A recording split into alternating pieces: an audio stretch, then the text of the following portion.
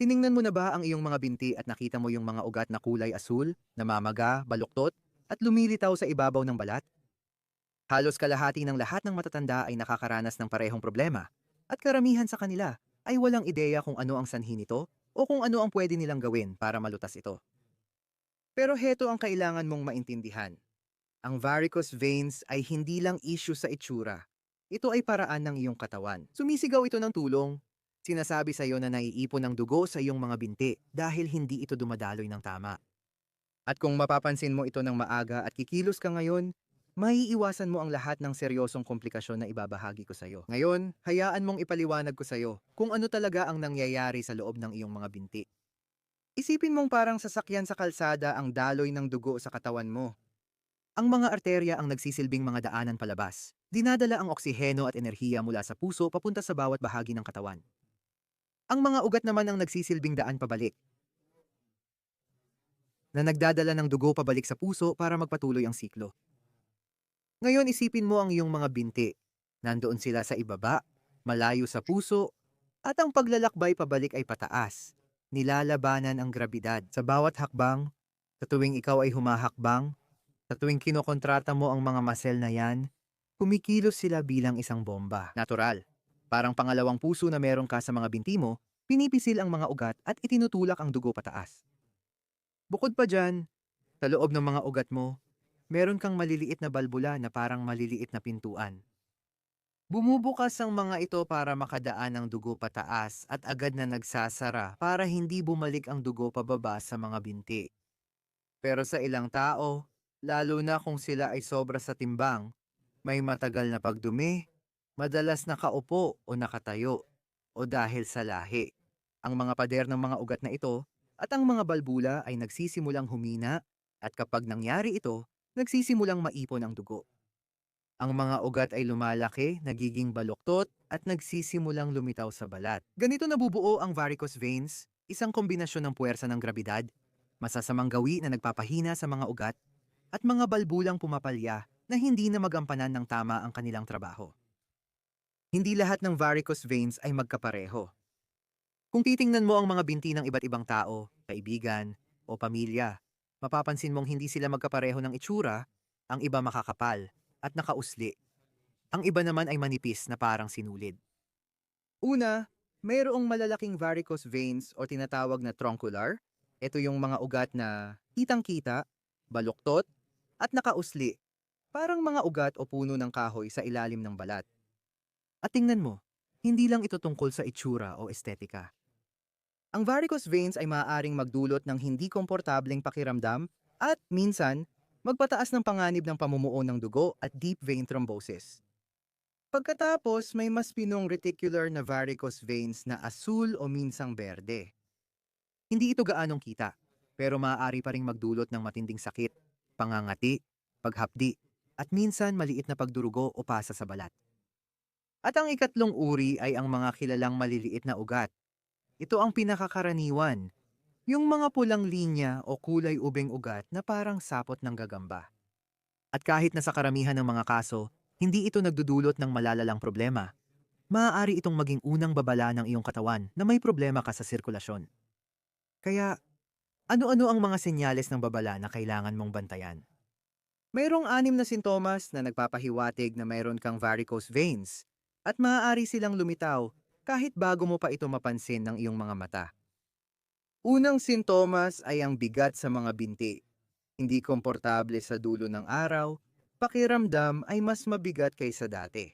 Kahit na nakatayo ka lang, ito ay isa sa mga unang sintomas na ang sirkulasyon mo ay hindi na gumagana ng maayos. Pangalawang sintomas, mainit o nasusunog na pakiramdam sa loob ng binti. Minsan, lalo na sa pagtatapos ng araw o sa gabi, pakiramdam mo parang nasusunog ang loob ng mga binti mo. O kaya naman ay parang nakakainis na pintig na hindi ka mapakali. Ikatlong sintomas, pamamaga ng mga bukong-bukong at paa. Ito ang isa sa mga pinakapansin-pansing senyales.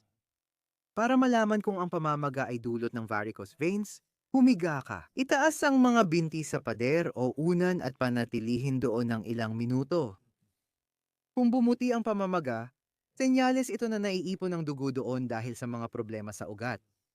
Pang-apat na senyales ay ang pulikat sa gabi, yung masakit na pagkirot na bigla kang ginising sa madaling araw at nagpapapilipit ng iyong binti o paa. Hindi laging dahil sa kulang sa potasa o magnesiyo. Kadalasan, pinipilit lang ng kalamnan mo na magtrabaho ng mas mabigat para maibalik ang dugo pataas. Panglimang senyales ay matinding pangangati ng balat sa paligid ng namamagang mga ugat. Nangyayari ito kapag namamaga ang balat dahil sa naipong dugo. Ang ika-anim na senyales ng seryosong problema sa sirkulasyon ay ang pang-ingitim ng balat. Tinatawag ito ng mga doktor na dermatitis ocre. Kayumangging batik ito na parang mantsa sa balat mula sa loob palabas. Nangyayari ito dahil pumapasok ang bakal mula sa dugo sa mga tissue mo. Dito na talaga nagiging seryoso ang lahat. Kung hindi magagamot ang mga varicose veins, maaari itong magdulot ng mga delikadong komplikasyon. Isa sa mga pinakadelikado ay ang malalim na ugat na thrombosis, kung saan nabubuo ang namuong dugo sa loob ng isang malalim na ugat. Ang apektadong binti ay namamaga, masakit, at mainit kapag hinawakan. Ang sakit ay kadalasang biglang nararamdaman sa binti, likod ng tuhod, o minsan pati sa hita.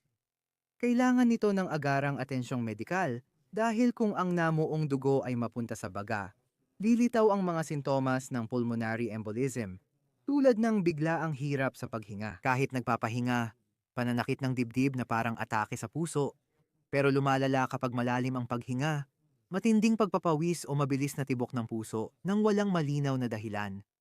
Maaaring nakamamatay ang pulmonary embolism kung hindi agad magagamot. Isa pang posibleng komplikasyon ay pagdurugo sa ilang mababaw na varicose veins, nagiging manipis ang balat kaya pumuputok ang ugat at dumudugo. At isa sa mga pinakaseryosong komplikasyon sa pangmatagalan ay ang pagbuo ng venous ulcers. Ito ay mga sugat na karaniwang nabubuo malapit sa mga bukong-bukong, mahirap pagalingin at madalas ay masakit. Ang mga unang palatandaan na maaaring mangyari ito sa mga susunod na linggo ay mga maitim na batik, pamumula ng balat, o matagal na pangangati. Kung hindi magagamot ang mga sintomas na ito, maaari itong maging mga sugat na aabuti ng buwan bago maghilom, at sa ilang kaso, taon pa nga. Narito na tayo sa pinaka-kritikal na bahagi. Paano mababawasan ang varicose veins, pamamaga sa katawan, at mapipigilan ang pagdami nito? At dito pumapasok ang kalikasan na nagbibigay sa atin ng napakalalakas na solusyon. Bago ko ibahagi sa iyo ang reseta, hayaan mong ipaliwanag ko muna kung bakit epektibo ang mga sangkap na ito at kung ano ang dahilan kung bakit napakabisa nila para sa sirkulasyon. Talagang mahusay ang rosemary para sa varicose veins. Naglalaman ito ng mga makapangyarihang compound tulad ng rosmarinic acid at caffeic acid na nagpapalakas sa mga pader ng iyong mga ugat mula sa labas papasok. Ang mga compound na ito ay nagpapabawas ng pamamaga, nagpapasigla ng sirkulasyon, at tumutulong maiwasan ang paninikip o pamumuo sa binti. Kapag ginamit na topical at minasahe, ang rosemary ay tumatagos sa balat at kumikilos sa pagod at namamagang ugat. Ang langis ng oliba ay hindi lang tagadala kundi sangkap din na may sariling bisa. Ang extra virgin olive oil ay mayaman sa polyphenols at vitamina E na nagpoprotekta sa ugat laban sa oxidative damage.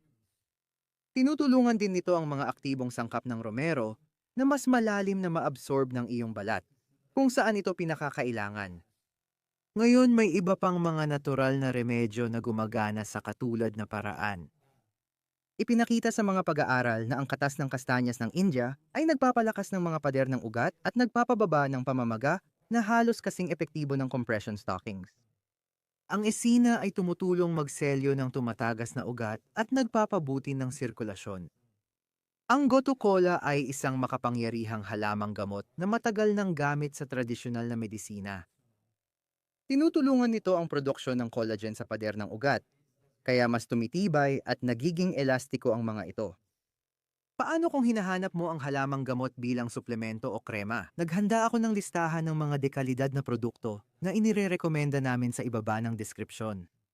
Ito ang mga tatak na pinagkakatiwalaan namin at napatunayan ng bisa. Silipin mo yon. Kung gusto mong dalhin ang iyong paggamot sa susunod na antas, narito ang reseta na hinihintay mo. Kumuha ng dakok ng sariwang sanga ng romero at bahagyang durugin para lumabas ang langis. Ilagay ito sa isang malinis na garapong salamin at ibuhos ang extra virgin olive oil, sapat para tuluyang matakpan ng romero. Mga isang tasa. Isara ng maigi ang garapon at hayaang nakapahinga sa isang malamig at madilim na lugar sa loob ng 2 linggo. Bahagyang inaalog tuwing 2 araw pagkatapos ng 2 linggo. Salain ng langis sa pinong salaan o cheesecloth sa malinis na garapon. Ngayon, mayroon ka ng makapangyarihang langis na may rosemary na maaari mong gamitin. Ipahid ang langis sa iyong mga binti gabi-gabi bago matulog. Simulan sa bukong-bukong at dahan-dahang imasahe pataas sa tuhod gamit ang malalambot at mahahabang galaw. Huwag kailanman imasahe pababa, laging pataas, para matulungan ang dugo na bumalik sa puso. Kasing halaga ng langis ang mismong pagmamasahe dahil pinapagana nito ang mga kalamnan sa binti na nagpapapump ng dugo pataas. Gawin mo ito ng 10 hanggang 15 minuto bawat gabi at mapapansin mo na ang pagkakaiba. Sa loob ng ilang araw, mas magaan na ang pakiramdam ng mga binti mo, hindi na gaanong namamaga, at mawawala na rin ang pakiramdam ng pagkapaso. Ngayon, ibibigay ko sa iyo ang mga pagbabago sa pamumuhay na makakatulong. Una, bawasan ng pressure sa tiyan. Ang sobrang taba sa tiyan ay nagpapataas ng abdominal pressure na naipapasa sa mga ugat at nagpapalala ng varicose veins. Mahalagang alagaan ang kalusugan ng bituka. Kumain ng mas maraming fiber, gulay, prutas na may balat, buto, at uminom ng maraming tubig para regular ang pagdumi araw-araw. Ang pagpapabuti ng constipation ay nakakatulong din na mabawasan ang pressure sa loob ng iyong balakang at nagpapabuti ng pagdaloy ng dugo pabalik mula sa iyong mga binti papunta sa puso. At syempre, iwasan mo hanggat maaari ang mga ultra-processed na pagkain, sobrang asin, mga refined na mantika, at lahat ng mga bagay na nagpapapalala ng pamamaga sa iyong katawan. Pangalawa, kumilos araw-araw. Magandang ehersisyo para sa sirkulasyon ang paglalakad, paglangoy, at pagbibisikleta. Tandaan, pinapagana nito ang kalamnan sa binti na tinatawag ding pangalawang puso sa paa, na parang natural na bomba na nagtutulak ng dugo pataas at pumipigil sa pag-ipon nito. Ang araw-araw na paggawa nito ay nakakaiwas sa pamamaga at pagbuo ng namuong dugo. Sa 20 minutong paglalakad araw-araw, napoprotektahan na ang sirkulasyon mo. Pangatlo, iwasan ang matagal na pagtayo o pag-upo sa isang posisyon. Ang hindi paggalaw ay nagdudulot ng pamamaga ng paa dahil naiipon ang dugo. Tumayo ka, maglakad o gumalaw kada oras. Kahit kaunti lang, malaking tulong na ito sa iyong sirkulasyon. Mas mainam na magsuot ng komportableng sapatos, huwag yung may takong. Ang mataas na takong ay pumipigil sa tamang pag-urong ng mga binti at nagpapahirap sa daloy ng dugo. Laging piliin ang mababa at nababaluktot na sapatos para sa malayang galaw. Panglima, bigyang pansin mo ito ng mabuti. Itaas mo ang iyong mga binti laban sa pader araw-araw, kahit 10 hanggang 15 minuto lang sa umaga habang nagbabasa ka ng libro o sa gabi bago matulog.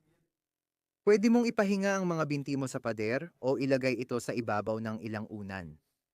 Nakakatulong ito para mabawasan ang pamamaga, maibsan ang pakiramdam ng bigat, at mapabuti ang pagdaloy ng dugo pabalik sa puso. Pang-anim, gumamit ng compression socks. Isa ito sa pinakamagandang paraan ng paggamot. Ang mga medyas na ito ay nagbibigay ng banayad pero tuloy-tuloy na presyon na pumipigil sa pag-ipon ng dugo sa iyong mga binti. Sakto ito para sa mga madalas nakatayo. Iwasan ang pagtawid ng binti kapag nakaupo dahil nagpapataas ito ng presyon sa varicose veins at sirkulasyon. Ikinukwento nito sa iyo ngayon, ang mabibigat na mga binti, yung pakiramdam ng paghapdi, yung mga nakikitang ugat, lahat ng yan ay mga mensahe na ipinapadala ng katawan mo sa iyo. Ang tanong, makikinig ka ba? Ngayon nasa iyo na ang kaalaman, hawak mo na ang reseta, at alam mo na eksakto kung anong mga hakbang ang dapat gawin. Simula ngayon. Huwag maghintay lumala ang problema o magkaroon ng ulcer, dugo o matinding sakit. Simulan mo ngayong gabi gamit ang masahe ng langis ng romero at mangako kang maglalakad ng 20 minuto. Bukas, itaas mo ang iyong mga binti habang nanonood ka ng paborito mong palabas. Hindi mahirap ang mga pagbabagong ito, pero makapangyarihan ang mga ito. Dinala ka ng iyong mga binti sa lahat ng lugar na napuntahan mo sa buhay. Karapat-dapat silang alagaan, karapat-dapat silang bigyan ng pansin. Kumilos ka na ngayon at mararamdaman mo agad ang pagbabago sa ilang linggo. Matutuwa ang mga binti mo dito. Kung nakatulong sa iyo ang video na ito ngayon, pakiusap pindutin mo ang button na mag-subscribe para hindi ka na mawala ng mga natural na solusyon sa kalusugan na tulad nito. I-share mo ito sa kakilala mong nahihirapan dahil sa varicose veins o pananakit ng mga binti. Magpapasalamat sila at magkikita tayo sa susunod na video. Mag-ingat ka.